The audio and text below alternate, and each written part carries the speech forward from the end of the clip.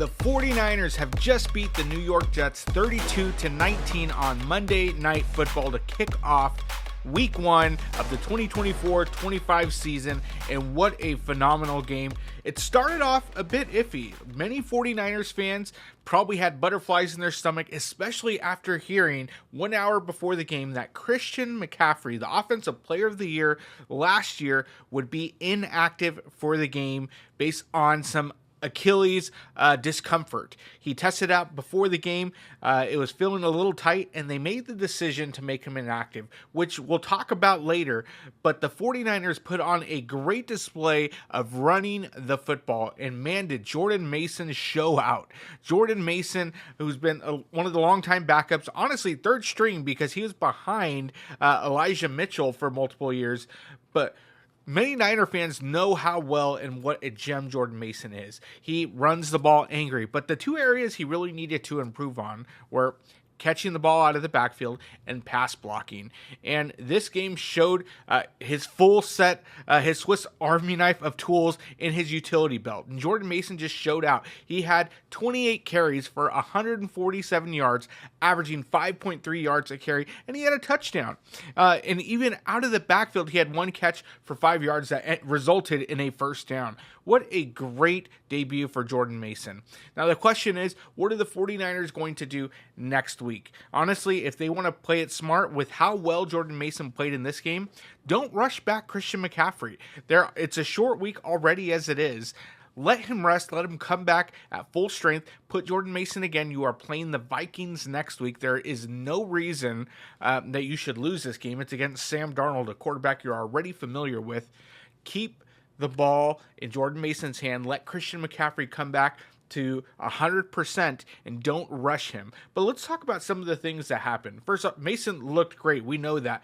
But Fred Warner, already looking at Defensive Player of the Year levels, just set the tone the second drive of the game with a forced fumble against Breece Hall, who is a phenomenal running back, and just punching the ball out. Now, Fred Warner has to really kind of up the ante without Dre Greenlaw, the other enforcer in the middle, and man, did he show up. Fred Warner, this is, we want to tip our hats off to you. You are showing out this first week, and honestly put the entire league on notice on Monday Night Football. The whole football nation was watching, and you did not disappoint. So Fred Warner, props to you. You get one of the game balls. But there's somebody else that we want to acknowledge on the defensive side, and that's on the defensive front. Malik Collins, what a gem. What a steal in free agency, or not in free agency, because the 49ers traded for him, and they needed to do something because not only did they lose Eric Armstead, but they also lost Javon Kinlaw, who was in the game playing for the Jets. And honestly, those extra 30 pounds didn't really do much because the 49ers were still able to run the ball at will up the middle. But Malik Collins, talk about a defensive cog in the middle, being able to stop the run. And everybody expected Breece Hall to just show out and run all over this 49ers defense. But I think Malik Collins is going to pay dividends for the 49ers, especially when you start playing in the playoffs against the Eagles and they have Saquon Barkley. If you get the Packers and you have Josh Jacobs there, you're going to need somebody in the middle next to Javon Hargrave that can actually stop the run, because stopping the run isn't one of Hargrave's strong suits. It's the pass rushing side. So Malik Collins really showed out today and what he could contribute to this team. Now, let's talk about a few frustrating points in this game. Brandon Aiyuk just signed his contract extension a week ago, around the same time as Trent Williams. In fact, Trent Williams was a couple days later. But Brandon Aiyuk held out, got $30 million a year, and had multiple drops in this game. In fact, Brock Purdy had a beautiful pass to the corner of the end zone to Brandon Aiyuk. That would have been a highlight reel for both Purdy and for Aiyuk, which is crazy because this is the second time that Brock Purdy has done something phenomenal and tried to hit Aiyuk in the corner, and only for Aiyuk to drop it. This isn't the first time this has happened, but it was very clear that in this game, Aiyuk is dealing with rust, and that holding out for that long period of time showed its face during this game. The good news is the 49ers already had this game in the bag, and so they were able to cover up some of those mishaps from Aiyuk.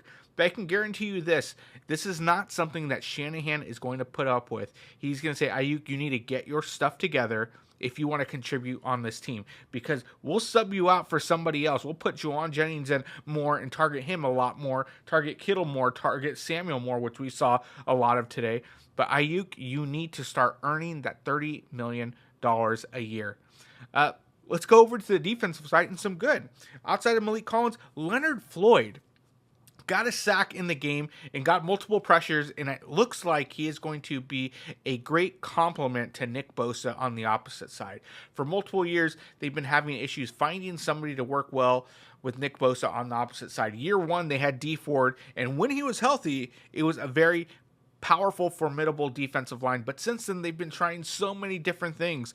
They tried Chase Young last year with a mid-season trade, and that didn't pan out. There was questions about Chase Young's effort, so they brought in Leonard Floyd, who has been very formidable with multiple double-digit sacks, I believe 4 to 5 years in a row. And the big thing is he remains healthy, and he showed out this game, which is great because while Nick Bosa didn't get a sack, Leonard Floyd did. Now, it was no surprise to 49er fans that Nick Bosa didn't get a holding call against him. I think there was maybe one when he's really held on almost 50% of the times he was rushing the quarterback. So that's something he's going to live with, and he doesn't complain about it. He just continues doing what he does, and that's pressuring the quarterback.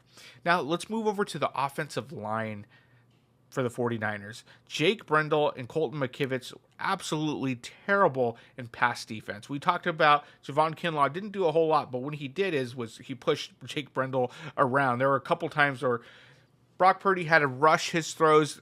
He couldn't really get to his third progression because of McKivitz and Jake Brendel just giving up pressures. McKivitz had multiple pre-snap penalties. He had a couple holding. Then he gave up, even with help, still was giving up pressures for Brock Purdy to rush his passes. And Trent Williams, only practicing for 1 week, looked like the Trent Williams of old. Now, good news, we saw him in the fourth quarter walk off to the locker room. It turns out it was just an IV that he needed, which many anticipated. He played over 65 snaps up to that specific point because the 49ers were just controlling the clock.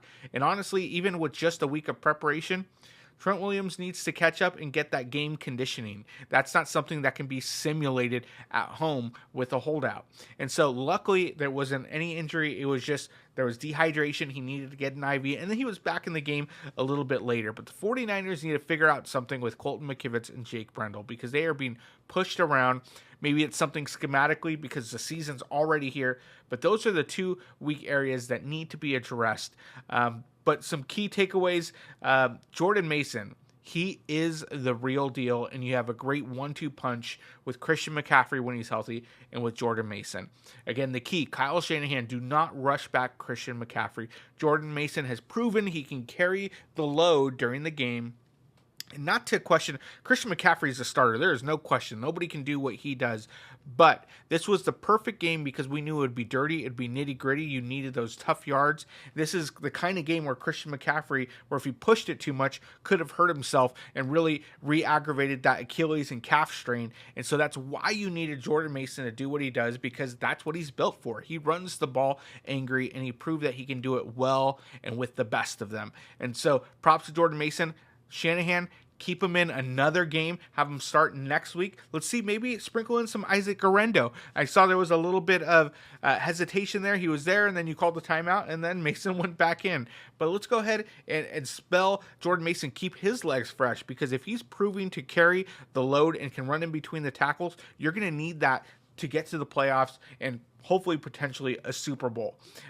Lastly, but not least, we want to give our props to Jake Moody, who was 6 for 6 field goals. It turns out year 2, he is just taking that next step and now playing like a savvy veteran. He thought it'd even be cool to do a bank shot off of the field goal post. And so Jake Moody, this one's to you. You get a game ball as well. And so way to show out. The 49ers came out swinging 32-19, a great statement win in week 1, off to week 2 against the Vikings before they have a week 3 matchup in the division against the Rams. So 49ers, keep the foot on the gas pedal, take care of next week, keep Jordan Mason in there, and let McCaffrey come back against the Rams full steam, ready to go, healthy. And again, the 49ers are here. They're back. They're ready to go. No Super Bowl hangover here. They are ready to get that quest for 6. Don't forget to like and subscribe, and we'll catch you next time.